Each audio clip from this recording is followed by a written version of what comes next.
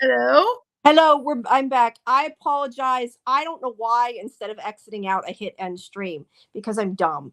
I'm gonna post on social media that you're back, and that is 100% my fault. So I am sorry. I'll talk a second till AJ shows back up. We'll make sure he gets in, and then I'll I tweet hope about. our viewers can find us. Yes. Well, hopefully wherever they were at, it should, I would think, come up. Like if they're what, depending where people listen to this, if they're on Twitter, it should just start again because I saw it pop back up. But same thing with but with Facebook and YouTube, it might start a new, like a separate stream. I'm not sure. But I just named it part two. I didn't put any description. I did it so it could be quick. So sorry about that, everybody. That was Jamie's stupidity that caused that. But yeah. Hopefully AJ got the memo and can find it. Oh, I feel like that's what my week's been Yeah, like. I'm texting him. AJ can't find the show. I told him to Just just refresh that. There you go. There he is. Just Here's refresh AJ. it. Hi, bud. Welcome.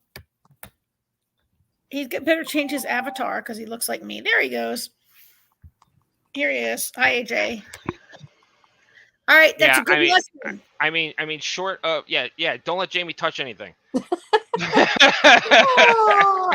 told you that's what my week seems like it's been like. Anyway, I'm gonna go. I won't touch that. Right. I'll just close Tweet the it tab. out. I am sorry. Have fun, Tweet guys. it and post it for us, okay? Yeah, I will. I will do that right now. All right. Bye bye. Bye, girl. Bye. So AJ, I watched 2 episodes of Discovery Yes. because I was away last week, and so I watched what even happens in episode 7. 7's when they actually caught they which we didn't think was going to happen. They actually caught Mal and Locke, right. and Locke tries to help her get away and accidentally kills himself.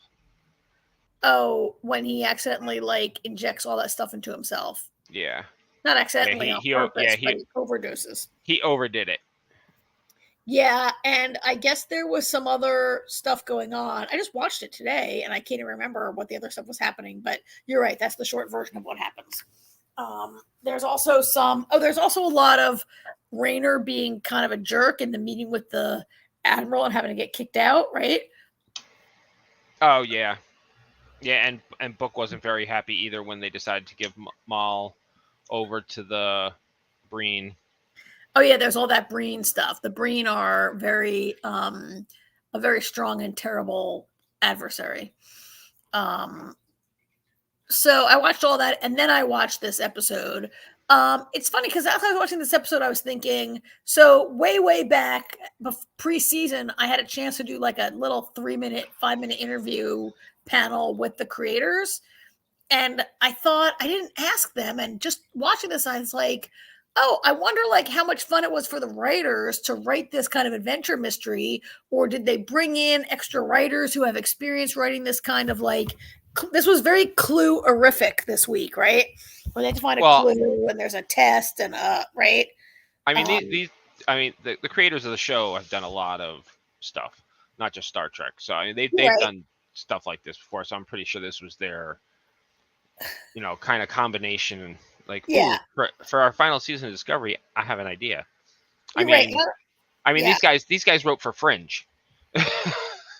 Well, they did. Now they don't necessarily. What I'm getting at, I guess, is I don't know if they write because they creators don't always write, but I think they do. Write. They are. I think actually Michelle. Oh, so this was written by Lauren Wilkinson and Eric Robbins, who are staff writers on the show, I guess. Yeah. But you're right. Everybody's written for other stuff. And I don't mean to imply that a writer can only write one kind of a thing. But it must have been really fun writing this stuff. And this was a clue that involved Michael having to pass a test. I liked the test, but I kind of didn't love where that test ended. Right. I liked the test. I liked that. I liked actually the whole thing with the library. And I liked the librarian who I felt was a little. She was quirky. She reminded me of Tilly a little bit, I guess, because of that quirkiness, right? And I liked the idea of this library, and I liked the part where the librarian's like, look, the Breens are dues paying members of the library also. I can't keep them out, right? Yeah. And I liked all of that. The test, I actually kind of liked that the test happened inside Michael's mind. I just felt it became pretty obvious how it was going to end, and it was a little,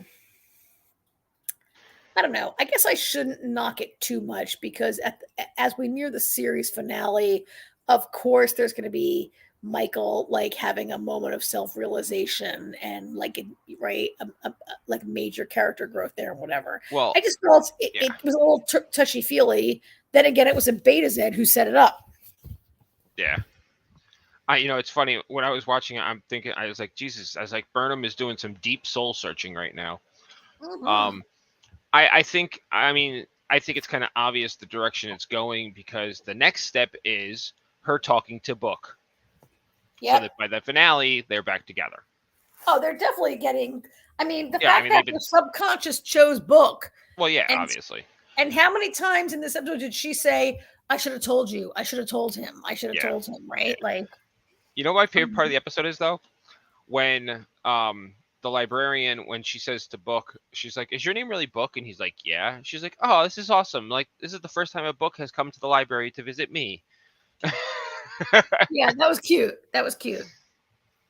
Well, I like that there was a Quajon artifact. I'm surprised there was actually only one Quajon artifact, or maybe only one that they that played out completely different than I was expecting.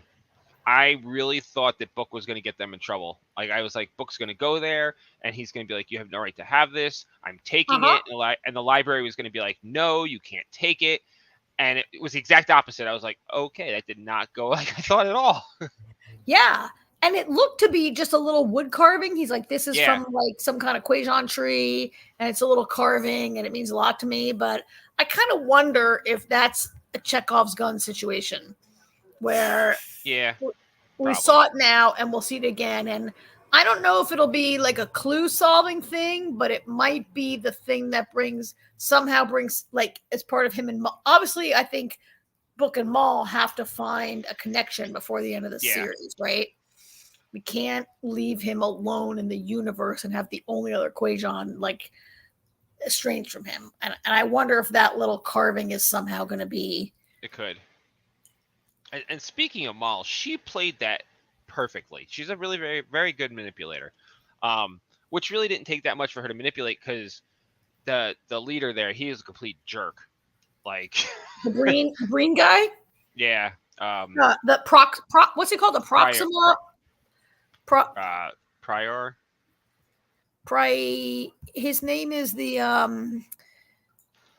not the progenitor. That's who made the clues. Yeah, no.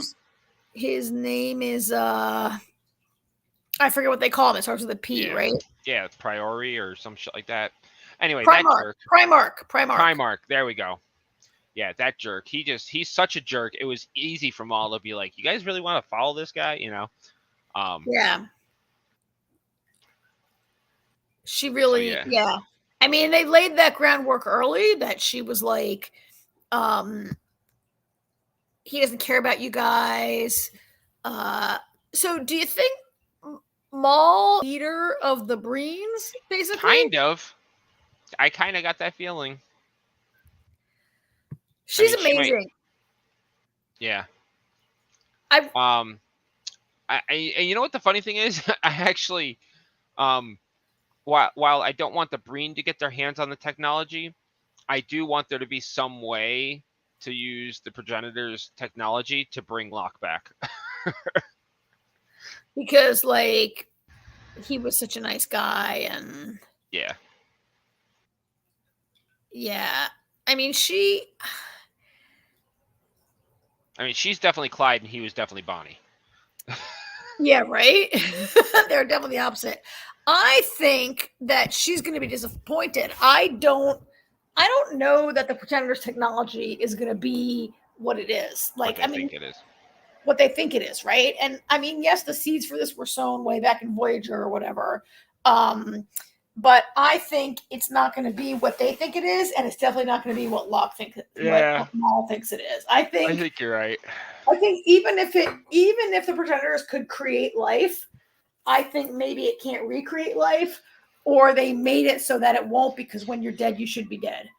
And she's gonna have to face the fact of like the end of life. And as I'm talking this through, I think it parallels a little bit the destruction of Quajon and Book having to accept that everyone's gone and he's alone, and Maul having to accept that Locke is gone and she's alone. Maybe. Sorry, ambulance. Do you hear that? Yes. Right? Like I think it's not going to be. First of all, it can't be. How can this show end with them finding a technology that can create life? Yeah, no, I don't think it's going to. I've thought that all along, that it's not going to be what they think it's going to be. It can't be that. There's no way somebody would. Or I mean, there is a way it could be, but only if it's not used. If it's found and protect. That's the thing, though. Why do you need to find and protect something that's already been so well protected?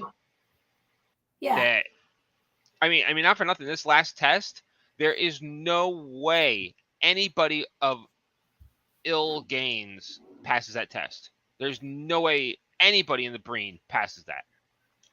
There's no way anybody really in the world should pass it. And it really is kind of thin that Michael passed it. Like, oh, because you feel guilt and insecurity, that's the only way we know that you would use it. I'm like, wait, what?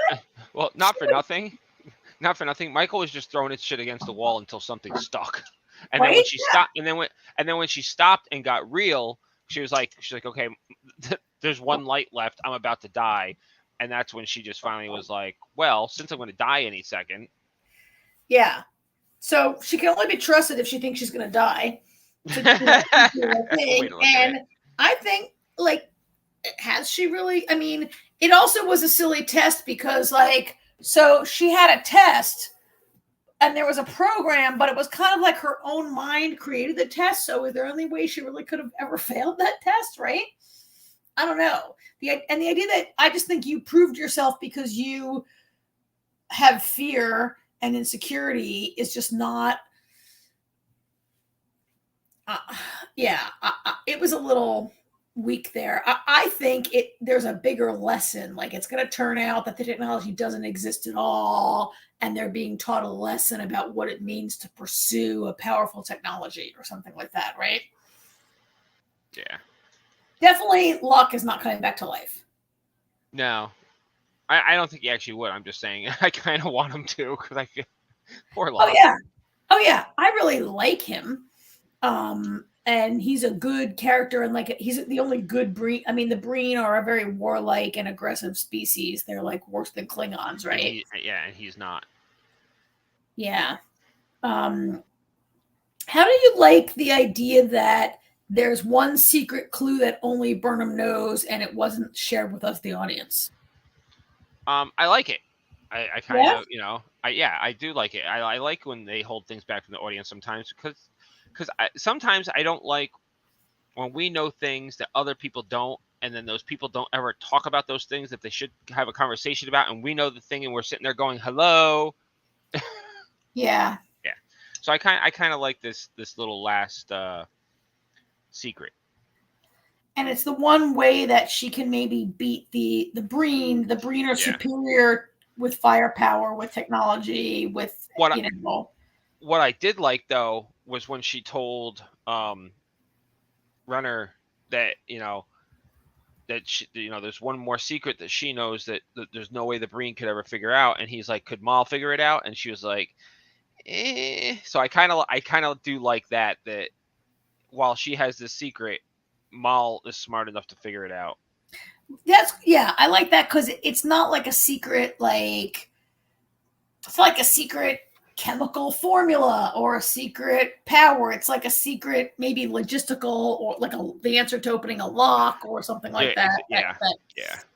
That she's really. I mean, I like that. I really like Maul as a character, and you know how much I hated the last character this Eve. What's her name? Eve. That this actress played. I hated Maya on The 100 so much, right? Yeah. I love. She was on. She was also after The 100. She was on Agents of Shield, and I didn't like her character on that either. But I like Maul. I like Maul. Yeah, she's so smart, and she's a worthy intellectual adversary. Like so many times, the Star Trek, particularly in this season of Discovery, they get a solution by like 3 or 4 or 5 people on the crew each contributing one little nugget of information, right? Yeah. Like these 2 episodes have been really interesting in that, Lieutenant Reno has like contributed a little bit here and there, and Adira is so, and I like watching Adira gain confidence each week. Yes. Because they are very, they're always very unsure of themselves. Yeah. Yeah. All right. So I just want to say I read an interesting kind of theory on, was it on Screen Rant? Because I do read Screen Rant sometimes. It's on Screen Rant, yeah. Somebody there had a theory. One of the writers had a theory. So I just said, like, is that little carving gonna be the thing that brings Book and Maul together? And in their review on Screen Rant, they kind of said, like, now that Book has found another connection to Quajon, will he kind of, they didn't say give up on Maul, but will he stop being so intent on saving her at all costs? Like, no, because that's out of character for Book. You think so? Because that Root is like, how he's an empath, and that Root like helped them. Yeah. Those trees helped them all to talk to each other, and like, would he have to cut her off? They said. No, I don't think he gives up on her.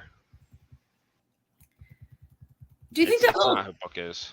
Do you think that little Root could grow again and like recreate Quajon, basically? That's possible. Anything's possible. Anything's possible. It's Star Trek. I mean, not even you could maybe plant it on a different planet and turn it into Quajon. Yeah, right. I don't know. It's Star Trek, so who the hell knows? Yep. So is next week a double episode finale? We got 2 episodes. Not that I'm aware of. So we got 2 weeks. We got 2 weeks to go. Yeah. I hate when you say stuff like that, but let me check. Well, I'm just making shit up when I say stuff like that. It's a double. It's a 2 episode. It's 2 weeks. All right, because they're calling it a 2 episode finale, but they're just 2 weeks apart. 2 weeks is fine with me. That's bad. That's bad wording. Well, I don't know if they're calling it that, but some people are calling it that. No. It's 2 episodes. 2 weeks. 1 episode in 2 days and 1 in 9 days. Okay. So, all right. Well, thank you everybody for sticking. There was a couple people who found us for part 2 after the little technical snafu, and we will do it again next week, and Karen will be all caught up. I will. Promise. All right. Thank Thank you, everybody. Good night. Good night.